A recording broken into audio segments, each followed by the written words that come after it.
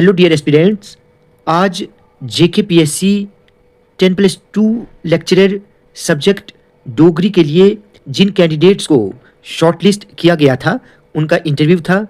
इस सब्जेक्ट के लिए सिर्फ 3 पोस्ट जो है वो रेफर की गई थी। 2 पोस्ट ओपन मेरिट की थी और 1 पोस्ट SC की थी। ठीक है, तो जिन 3 कैंडिडेट्स को आज सिलेक्ट किया गया है इस पोस्ट के लिए, उनके नाम हैं नंबर 1 पंकज शर्मा, नंबर 2 नीरज मनहास और नंबर 3 मुकेश कुमार। मुकेश कुमार ये ऐसी कैटेगरी में इनकी सिलेक्शन हुई है। ठीक है, देन पंकज शर्मा एंड नीरू मनहास ये ओपन मेरिट के कैंडिडेट थे।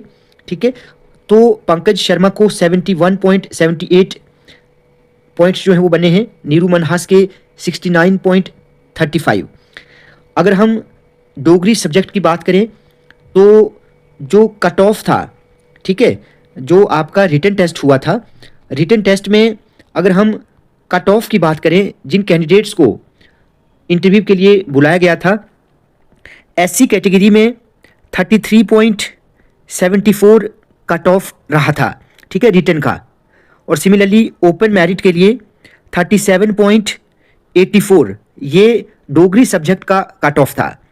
ठीक है, तो देखिए इनमें यहाँ पर जिन कैंडिडेट्स को शॉर्टलिस्ट किया गया था, आप इनके मार्क्स यहाँ पर देख सकते हैं। सबसे पहले यहाँ पर आप इनके ये रोल नंबर देख लें। ठीक है, ये रोल नंबर हैं। उसके बाद यहाँ पर आप इनके स्कोर देख सकते हैं। ठीक है, ये इनके स्कोर थे।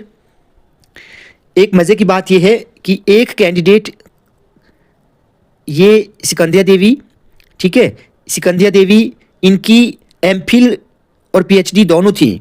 ये MPhil और PhD होने के बावजूद इनकी सिलेक्शन नहीं हुई है। वो इसलिए क्योंकि इनके जो पॉइंट्स थे, वो रिटन टेस्ट के जो पॉइंट्स थे वो सिर्फ 40.95 थे। तो टोटल इनको जो इंटरव्यू में पॉइंट्स मिले हैं वो 7.38 मिले हैं और टोटल इनके पॉइंट्स बने थे 57.33।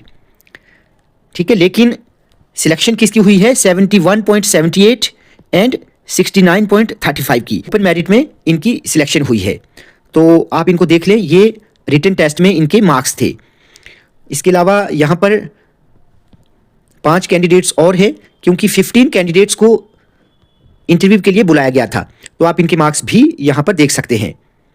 जिन कैंडिडेट्स की सिलेक्शन हुई है उनको मेरी तरफ से बहुत बहुत मुबारकबाद।